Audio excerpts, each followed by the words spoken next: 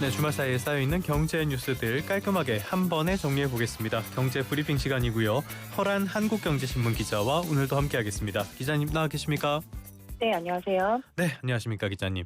이 이야기부터 하지 않을 수가 없네요. 환율 이야기 말씀드리는 건데요. 오늘도 장 초반 지금 상황은 1474원쯤에서 거래가 진행이 되고 있습니다. 1470원대 지난해 연말에 열심히 늘어났는데 다시 넘어섰어요. 네, 맞습니다.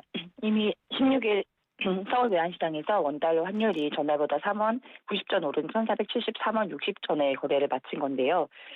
14일 그 스콧 베센트 미국 재무장관이 자신의 X에 최근 원화 가치 하락은 한국의 견고한 경제 펀더멘털과 부합하지 않는다며 한국 외환시장에 이례적으로 구두 개입하면서 연초 10거래일 연속 상승세가 꺾이는 듯했으나 하루 만에 상승 반전한 것이었습니다. 네. 16일 당일에는 구윤철 부총리 겸 재정경제부 장관도 로이터 통신 인터뷰에서 원화 가치의 과도한 절하를 초래한 쏠림 현상에 대해 용인하지 않겠다고 강력히 경고했음에도 불구하고 환율 상승세를 막지 못했습니다. 이 베센트 장관의 구두 개입 직후에 환율이 잠시 1462원까지 급락을 했었는데요. 개인 투자자들은 이를 오히려 저가 매수 기회로 인식하고 미국 주식을 대량으로 사들였습니다. 실제로 15, 16일 이틀간 서럽게 미가 매수한 미국 주식이 10억 달러, 우리 돈으로 1조 5천억 원에 달했습니다. 이런 투자 열기가 얼마나 대단한지 보면 미국 재무부 통계에 따르면 지난해 11월 1월부터 11월 한국 투자자는 미국 주식을 총 663억 달러, 약 98조 원어치를 순매수를 했는데요. 이는 조세 피난처를 제외하면 77개국 중 최대 규모입니다. 노르웨이, 싱가포르, 프랑스를 모두 제치고 한국이 미국 주식 최대 순매수국으로 오른 건데요. 시장에서는 정부의 경고가 오히려 역효과를 내고 있다는 분석이 나오고 있습니다. 사실 이런 단기 정책들이 나올 때마다 다들 우려했던 게 오히려 역효과가 더 큰 것이 아니냐 이런 부분들이었는데요. 이게 현실화가 되는 것 같습니다. 자, 목 한번 푸시고요. 정부의 개입 효과가 정말 효과를 보지 못한다 이런 평가가 나오고 있는데 이런 현상은 왜 나타나는 겁니까? 예, 여러 요인이 복합적으로 작용하고 있습니다. 우선은 미국 기준금리 인하가 지연될 것이라는 관측에 따른 달러 강세가 근본적인 원인입니다. 국내 상황에서는 이 한국은행이 기준금리를 상당 기간 동결할 것으로 예상하면서 고환율이 지속될 것이라는 전망이 확산되고 있습니다. 더 중요한 건 투자자들의 심리 변화입니다. 지난해 말 외환당국이 구두 개입과 또 실 개입까지 단행을 했지만 올해 들어 환율이 재차 오르는 것을 경험한 투자자들이 정부 메시지를 신뢰하지 않게 된 겁니다. 환율이 상승하면 당국이 개입하고 그러면 환율이 잠시 하락했다가 다시 달러 가수요가 확대돼서 환율이 상승하는 이런 악순환이 반복되고 있는 상황입니다. 알겠습니다. 악순환이 반복되고 있다. 그래서 금융당국이 이번에도 나설 수밖에 없었던 것 같은데요. 어떤 이야기들 하고 있습니까? 네, 금융감독원이 강도 높은 조치에 나섰습니다. 먼저 16일에는 달러 보험 상품을 판매하는 주요 보험사 담당 고위 임원들을 소집해 판매 현황을 점검했고 19일 오늘은 시중은행 수석 부행장들을 불러 달러 예금 상품 관련 마케팅 자세 방침을 전달할 예정입니다.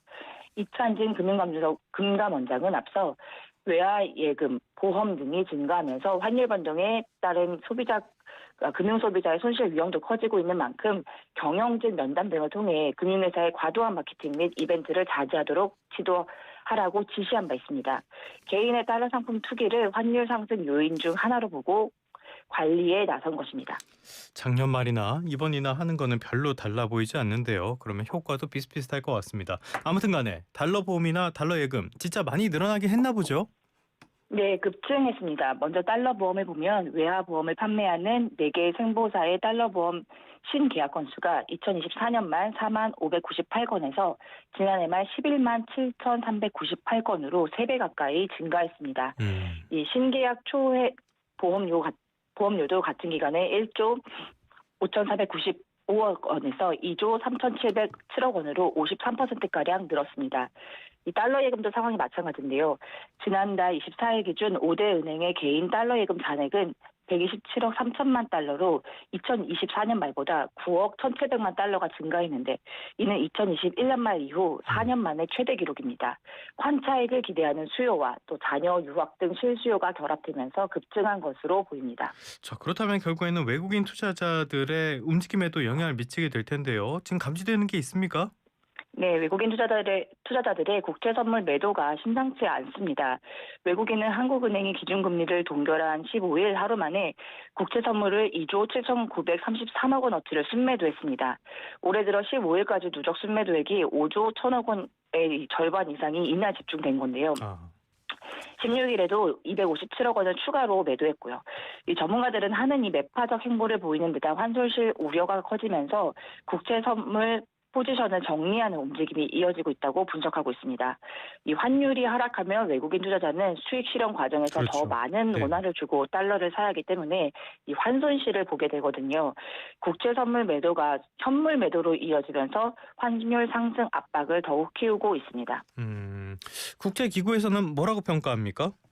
네, 국제통화기금 IMF가 경고음을 냈습니다. 최근 고환율 상황과 관련해 주목받고 있는 것이 IMF가 지난해 10월 발간한 글로벌 금융안전 보고서입니다. 이 보고서를 보면 우리나라는 외환시장 규모에 비해 달러 자산 환노출 비중이 상당히 큰 국가로 분류됐습니다. 구체적으로 한국의 환노출 달러 자산은 외환시장 거래량의 25배 안팎에 달하는데 이는 조사 대상 20개 통화 중 5위에 해당합니다. 캐나다, 노르웨이와 비슷한 수준이지만 이들 국가는 이 준기축통화 그렇죠. 정책권이라는 점에서 한국과는 사정이 좀 다른데요. IMF는 일부 국가는 달러 자산 환노출이 외환시장의 깊이에 비해 불균형적으로 크다고 지적하면서 환노출 상태에 있는 글로벌 투자자들이 한꺼번에 환해지에 나서는 환해지 쏠림 가능성에 주목했습니다. 이 달러 선물한 매도가 동시에 발생한 경우 외환시장을 중심으로 변동성이 증폭할 수 있다는 경고입니다.